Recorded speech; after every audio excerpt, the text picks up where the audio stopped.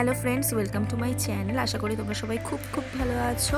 1 তারিখ আমাদের এখানে ভোট ছিল, তো ভোটের দিন সকাল সকাল আমি অফিসে গিয়ে কাজকর্ম করে একেবারে দুপুরের মধ্যে চলে এসেছিলাম ভোট দিতে। দেন বাড়িতে এসে স্নান করে একেবারে রেডি।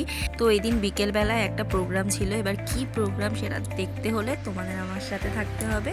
তো দেখো কি হতে চলেছে বিকেলবেলায়। দেখতেই পাচ্ছ মা এখানে সমস্ত রকমের সবজি কুচিয়ে নিচ্ছে, আর ওইখানে আছে তোমার পনির চাল ভেজানো।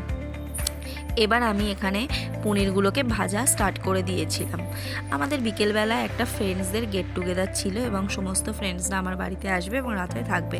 এই চলে এসেছিলো সালোনা আর এদিকে সুকল্পা, দুইজনে মিলেই সমস্ত কিছু ভাজা হচ্ছিল। এখানে মা রাইসটা করে একেবারে দিয়েছিল, তো আমি বসে বসে সমস্ত কিছু মিশিয়ে নিচ্ছিলাম।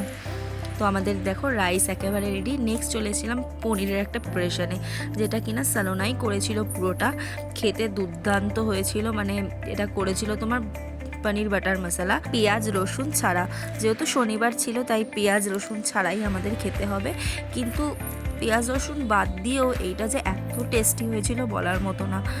খুব ভালো করেছিল রান্নাটা।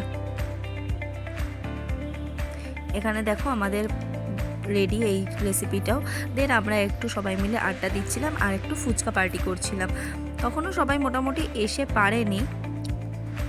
দেন মা ব্যাটারটা গুলে নিচ্ছিল বেগুনির জন্য, আর আমি বেগুনিগুলো এক এক করে ভেজে নিচ্ছিলাম। দেখো আমার বেগুনিগুলো কত সুন্দর করে ফুলেছে। এখানে সমস্ত কিছু রেডি, এবার আমি খাবার সার্ভ করতে বসে পড়েছিলাম। দেন খাবার টাওয়ার হয়ে যাওয়ার পর এখানে সোনাই খুব বক্তৃতা দিচ্ছিল, জানি না কি বক্তৃতা দিচ্ছিল, এখন ভুলে গেছি, কিন্তু দেখো একটার পর একটা জ্ঞান দিয়ে যাচ্ছিল, ওর জ্ঞানই শেষ হচ্ছিল না। হ্যাঁ, তারপরে আমরা সবাই মিলে একটু আড্ডা দিচ্ছিলাম। ছিল আমাদের গার্লস পার্টি।